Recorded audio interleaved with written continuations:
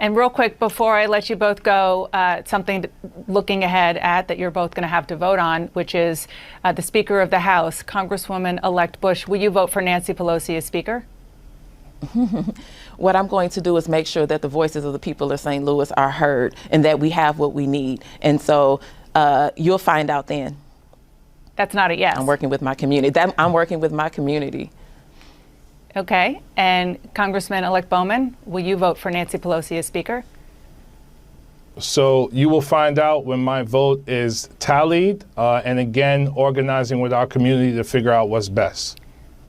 I'm just curious, what does that mean? When you said organizing with our community, I mean, what do you want to hear from them real quick in order to make your decision on whether Nancy Pelosi should be the Speaker? So for me, go ahead, Corey. Jamal. No, for me, go ahead. Sorry, we're almost out of time, actually. So just give me a 10-second answer.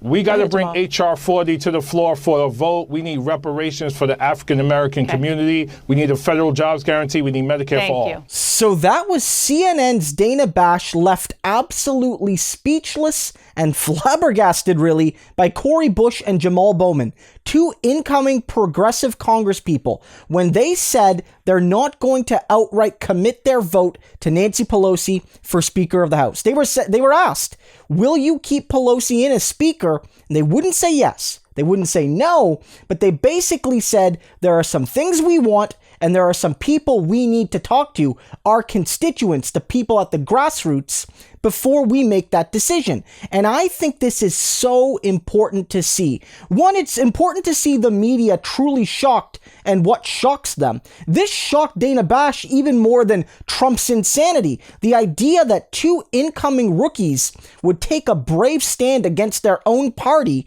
makes her speechless. And it should, because that's how rare it is to see. But beyond that, we have to be clear that what Cori Bush and Jamal Bowman are saying shows that they are going to be real fighters. No guaranteed automatic support. Doesn't necessarily mean they're just going to oppose Pelosi for the sake of it, but that Pelosi needs to talk to them and people like them to give them assurances that their issues will be heard, their concerns will be heard, their needs will be met, etc. At least as much as Pelosi can do given the situation in the Senate and all those sorts of things. Pelosi needs to give them assurances before they give Pelosi her vote. And Jamal Bowman notes some things. They need to talk about Medicare for all, a Green New Deal, justice, racial justice for African Americans, historical and, in the present. That needs to happen. And if she's not willing to talk about that, then maybe they're not going to be willing to talk about keeping her as Speaker. And I think that, noting that with the Cori Bush chuckle when she says, are you going to vote for Pelosi? And she's like, shows that they're ready to mess things up a little bit productively. Not just to be destructive, but to be constructively destructive when they need to be, because some things in Washington do need to be torn down. And the expectation that Pelosi, by virtue of the D next to her name, deserves unwavering support needs to go out the window. And I think one thing I need to underline again is that both of them said they don't just represent districts. They don't just represent parties. They don't just represent their donors. They represent communities. They represent neighborhoods. They represent people. The House of Representatives in general, historically, was always there to represent the people. That's what it was there for. The Senate was for the elites, at least originally. Still is today in a lot of ways. But the House was, at least hypothetically, for the people. And what they're saying is, we got to talk to our people. Do our people want Pelosi as Speaker?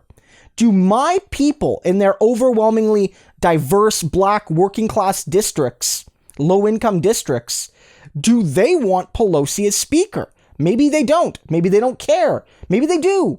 Maybe they do, but only if she meets certain demands. I think that's very telling, because often people talk about policy with regards to constituents. Like, I vote based on what my constituents want. Now, often politicians say that lying. They say their constituents don't want better wages or Medicare for all, even when they often do. But that's an argument people make. Here, they're saying that even formulaic things in the House, like who gets the speaker role, who gets these crucial positions in the House of Representatives, our people deserve to have an input. Our people deserve to have a say. Grassroots working class people deserve to have a say on who leads the party they sent me to help represent in Washington. So look out for Cori Bush and Jamal Bowman. They really are going to shake things up just as much of the squad, but maybe even more so. Maybe even more than Omar and Tlaib and AOC and Presley. Who knows? It's early to say, but they have that potential. And I don't want to make this about any particular policy. I do think, though, that, whether you're a force the vote supporter, forcing the Medicare for all vote, or whether you think that's symbolic, the point here is Pelosi is not being given a free pass. She needs to give them something to get their vote. And I think that's a sign that the American left is starting to throw its weight around. And as more and more progressives go to Congress, that weight is going to have a bigger and bigger effect.